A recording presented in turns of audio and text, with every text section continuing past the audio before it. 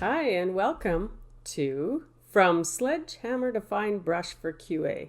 My name is Shelley Lambert, and thanks for inviting me to Devnexus 2021. What I really want to cover today is some answers to questions I was asked at the last Devnexus conference.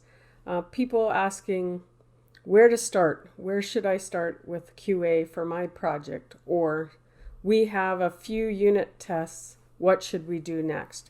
This talk is really a generalized reply to those really wonderful conversations that I had last year. And the quick intro is it really comes down to progressive refinement. And when I think about all of the different projects I've helped improve the QA approach for, I think about how it felt like you started with a sledgehammer, smashing at things, being ruthless, applying a lot of force. And toward the end, as they become more and more refined, you're working with a fine brush and things are a lot more finessed and incredibly well running and improved. So it's really just as simple as applying a set of steps. Not very difficult. You could have come up with this yourself as well, and possibly you have. But it's useful to list them out and talk about what it means. To assess where you are, determine what matters, design something, prototype your approach, and then refine it. This then can be a repeating set of steps that you take to be able to go from sledgehammer to fine brush. And that assess where you are step really means you have to look at what you have. You have to look at what resources you have, the people, their skills, the existing tests you may have. If your project already has a plan for the continuous integration system, are you dovetailing into an existing solution?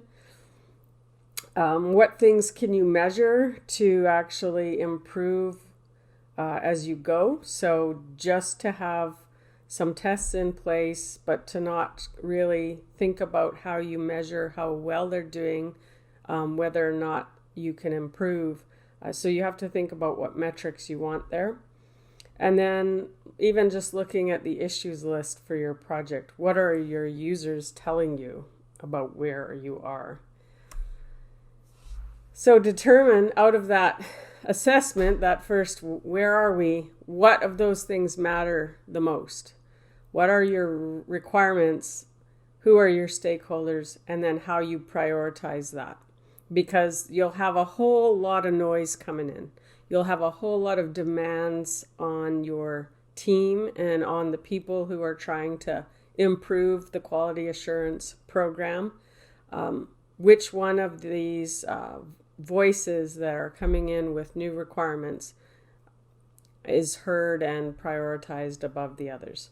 And I won't say, I'm not saying apply a whole lot of process here. There's lots of tools you can use like risk maps and that kind of thing. Depending on the size of your project, you don't need that heavyweight process. In fact, it could get in the way of actually making progress on what actually, the hands-on work that needs to happen.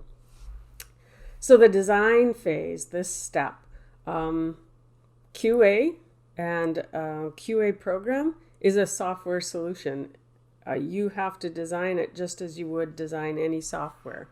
It's not a random, let's throw some things in here because I happen to have this particular IDE that gives me some free test tooling with it. Understand that when you start to, if you design from the approach as well of choosing the tools you're going to use, you might constrain yourself. So before you actually say, we want to use framework number or framework X or framework Y, before you make that selection, you need to have known what you're trying to solve, because some of those choices, if you pick them too early, really locks you in and means you might not have a flexible design. And I mention this because when you go and look online for resources or tutorials of how to get started in testing, a lot of them come from that place of use this framework, why this framework is best, and then dives you right into that. Where if you leave that decision to a little later and even prototype an approach with a couple of different tools, you'll have a better understanding of what you need and you'll make a better tool selection. So the prototype, the approach part is what is the bare minimum you need to plug in some testing. If you're starting from scratch, how can you plug in a simple test?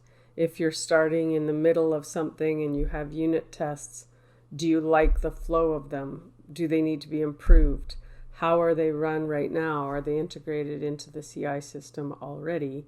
Or is there stuff in the way that makes it difficult to use?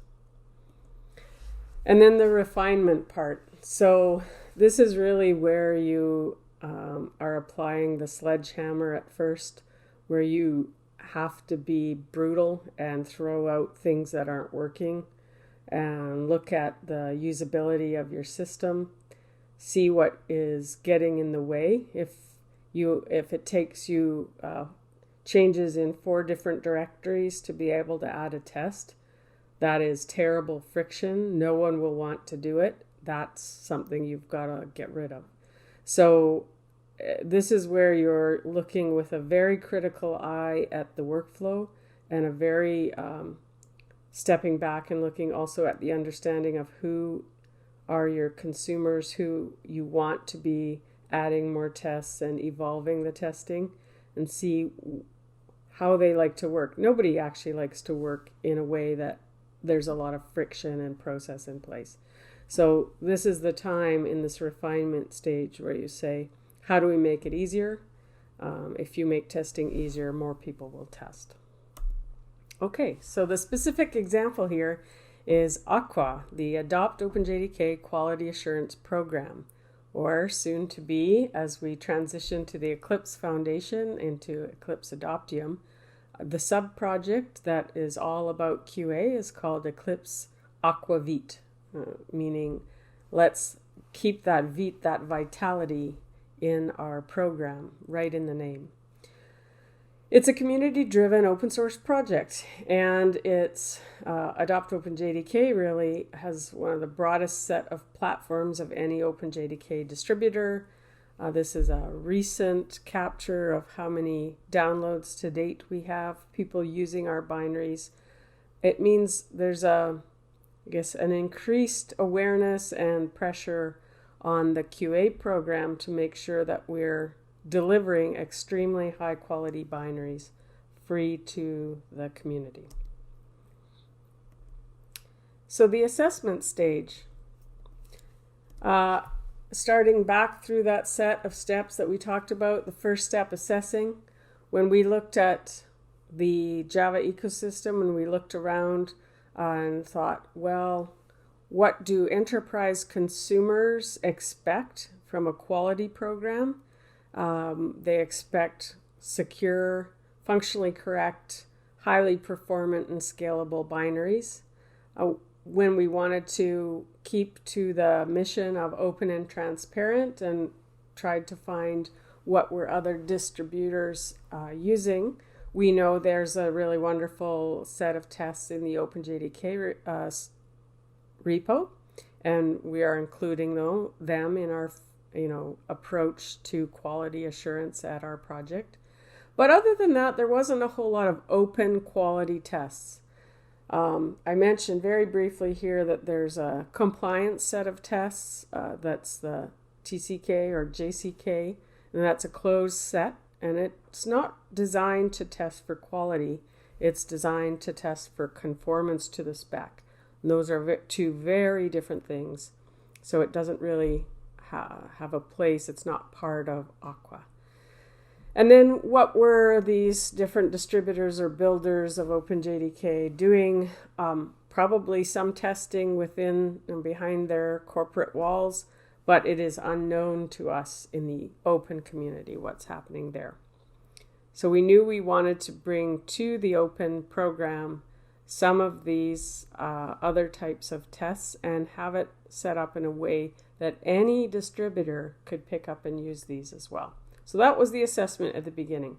What was it before, and how are we going to set up our roadmap?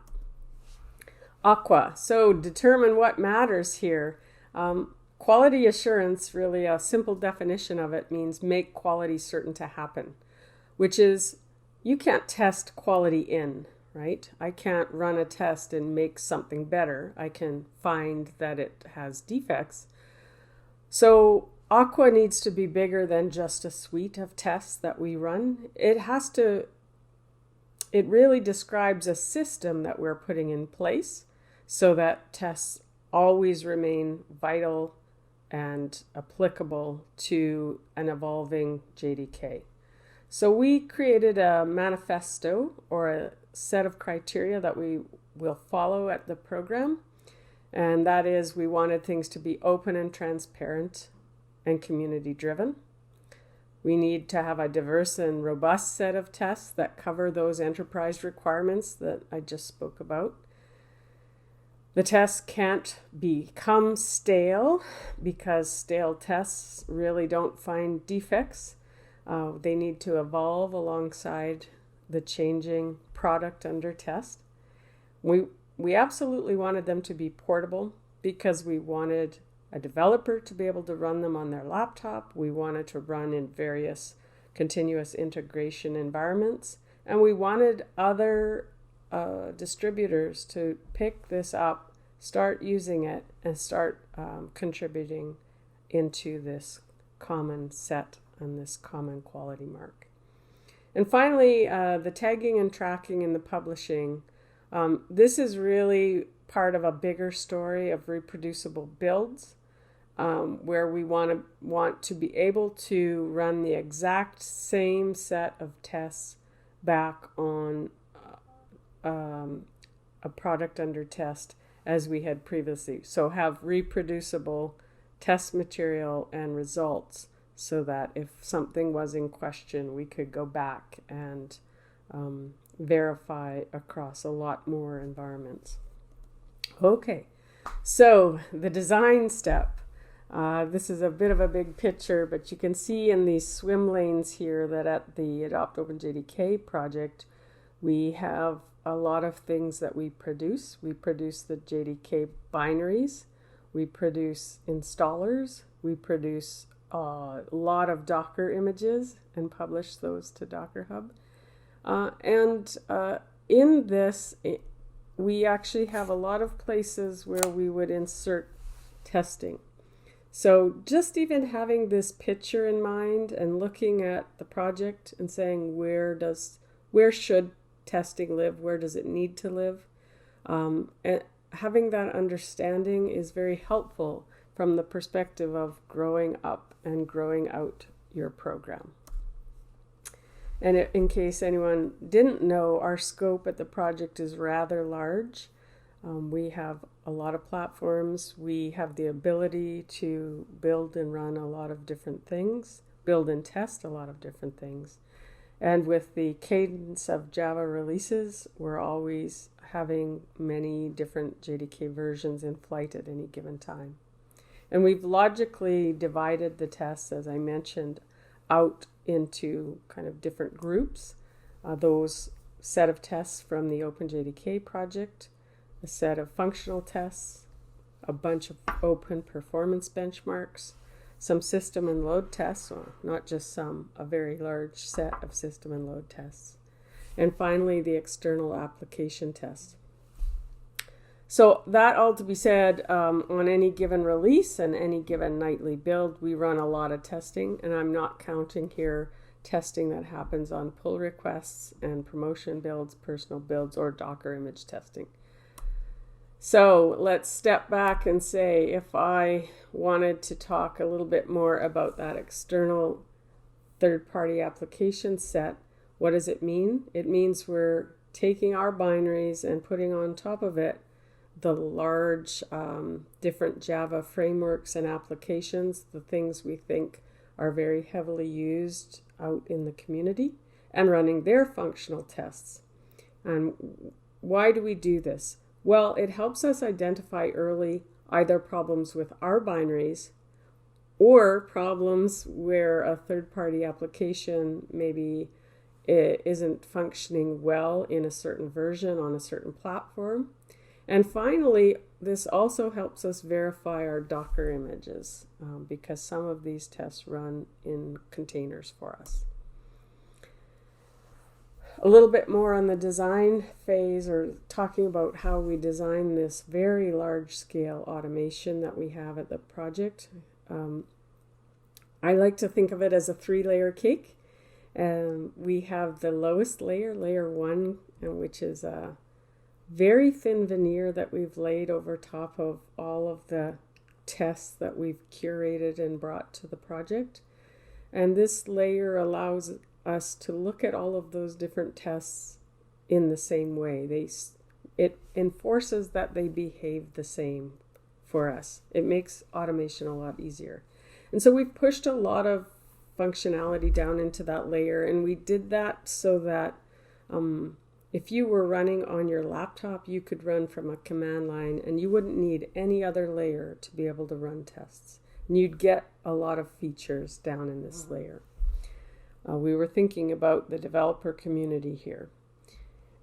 As we go up into layer 2, that's where we start to be able to run our tests within different CI systems. And at our project we do, because we want to get at as many free machine resources as we can.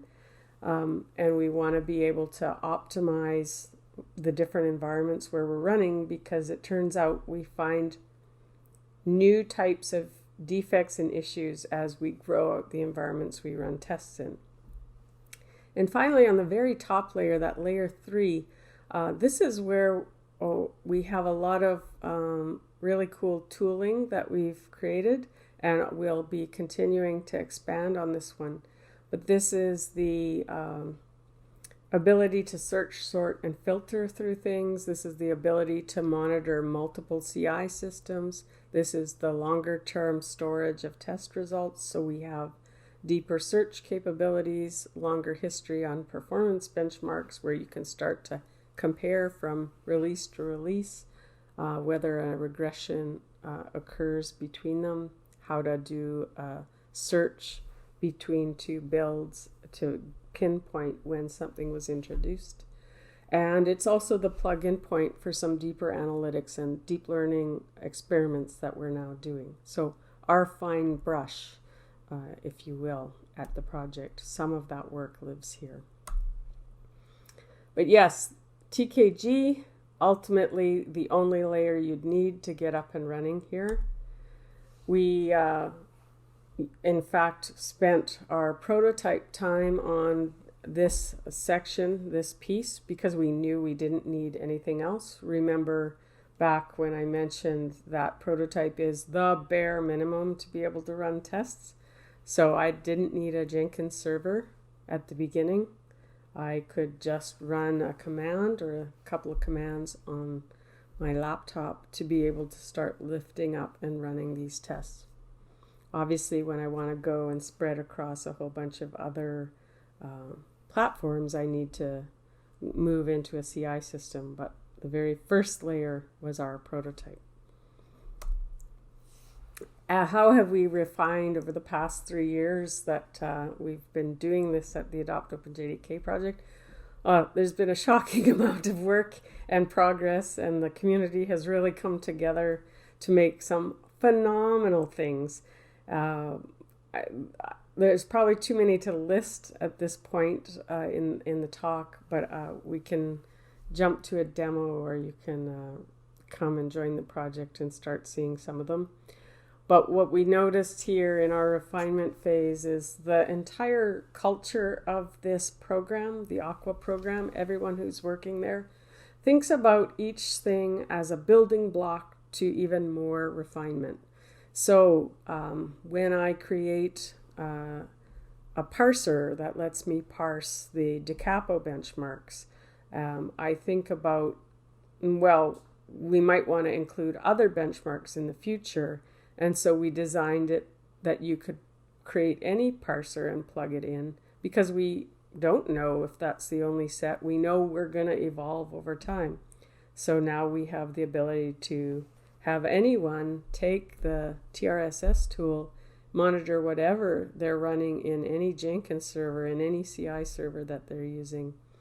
And it doesn't have to be Java. We have a Node.js team that's actually using that TRSS tool to monitor benchmarks for their project now. So when you start to think in ways where, how can other people use my stuff? How can I make this more generic for a bigger, broader use while still making it better for my own use?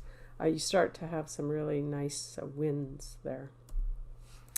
And what are we looking at in Aqua 2021, our plans? And then I should say, as we move to Aqua Vite in 2021, I think we'll kick things off in early February at the Eclipse Foundation. Well, we're going to keep on refining. We have a lot of performance testing enhancements that are going to land in the second quarter of the year as well. And that's very exciting, because that means we can shift the way we run releases to be able to have a look back at the previous release and then at this release and compare benchmark scores, so that we can have that kind of history available for people to look at. And again, part of this will be to find things and report them to the correct upstream repos, upstream projects, and in the case of the external application, to the downstream projects. So being able to land reports in the right place, being able to figure out and help other people improve their stuff is as important to us as anything that we do for ourselves. The external test group expansion and cleanup. So yes, we have a ton of Java applications in that set, but we know that there could be other people who want to quickly verify that their application is the one of interest to them, can also work and be run, or a particular version. So we'll actually make it more generic how you can launch those type of tests. If you have an application in a repo, in an open public repo that can be queried, and you can run the set of functional tests with a simple command, then we will be able to incorporate those very quickly. Smarter, better, faster. Well, we're in the middle right now of doing some experiments with change-based testing, improving our ability to pinpoint and run only the set of tests that matter. This is pretty exciting, because it means we can share that with the broader community, and also reduce the amount of resources we use at the project, and reduce the execution time that it takes to run a certain amount of tests but remain fully functionally covered, or have the same level of functional coverage as we did before. TRSS enhancements, these are going to continue. These are really fun to do. There's a lot of stuff in the plan for that. As I mentioned, some of the deep learning experiments, but even just improving how you query into the backend database and how you visualize some of the test results. Rather than just per pipeline from a CI system, we'll be able to take per pipeline from any CI system and throw them all into a single view. And what this means is any testing that ran anywhere at any time on the same binary could be visualized in a single view, and that's pretty powerful. And finally, some collaboration with research groups.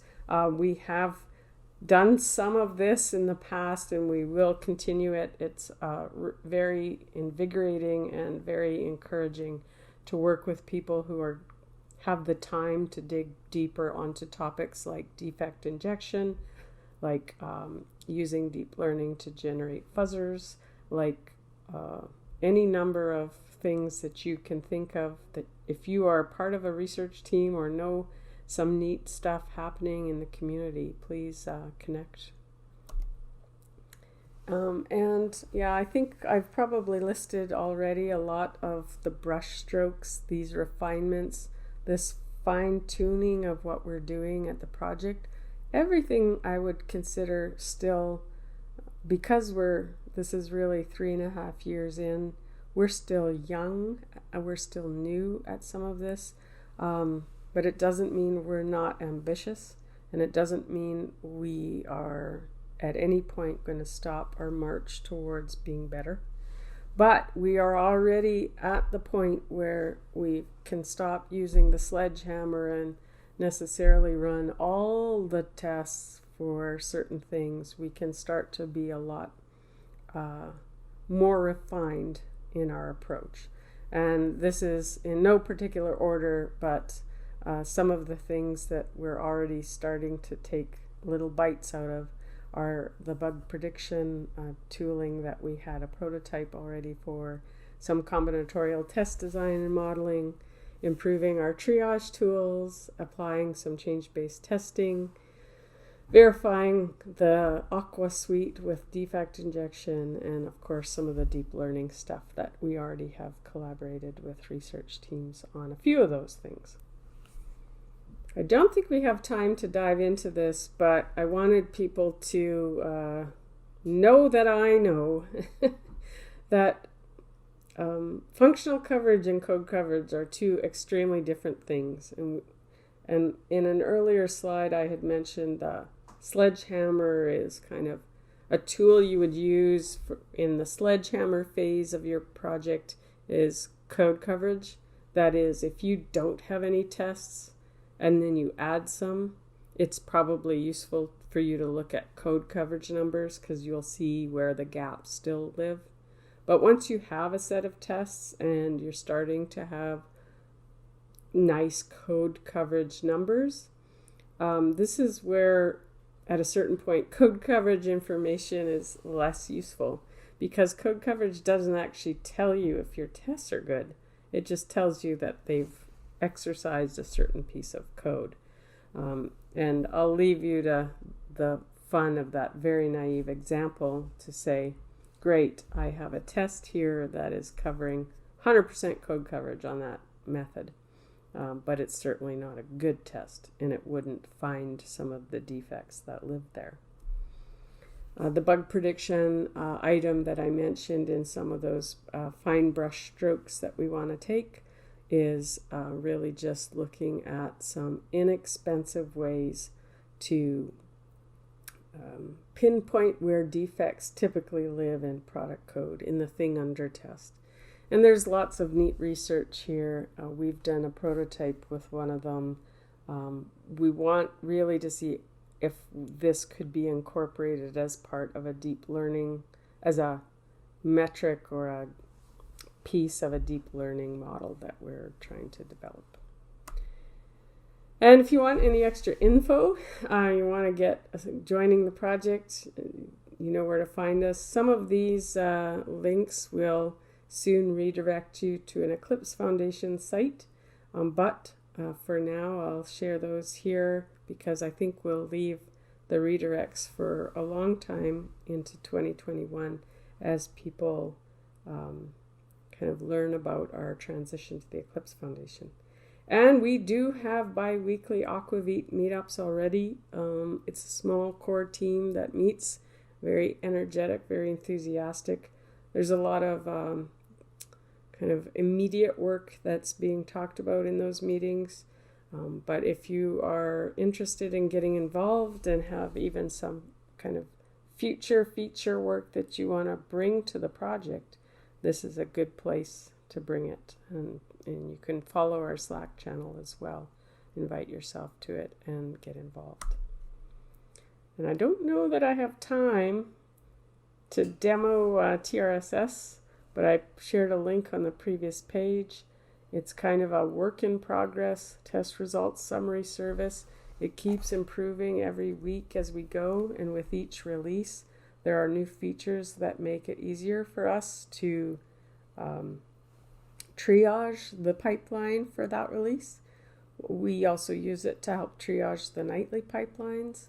And it has some visualizations that make it very quick to be able to pinpoint and locate the likely source of a problem. And when you start to be able to think about that from your human perspective, then you start to be able to think about how you can train a model or automate it in a better way. So again, that is that I'm going to brute force this today and look at every Jenkins job that exists. Oh, now I'm going to refine my approach a little bit and look at it through a different lens that makes it easier to aggregate all the results.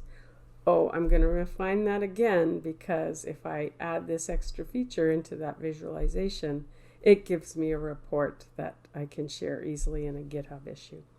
So these are kind of the things that we've done at our project. This is how it has evolved based on what we're doing.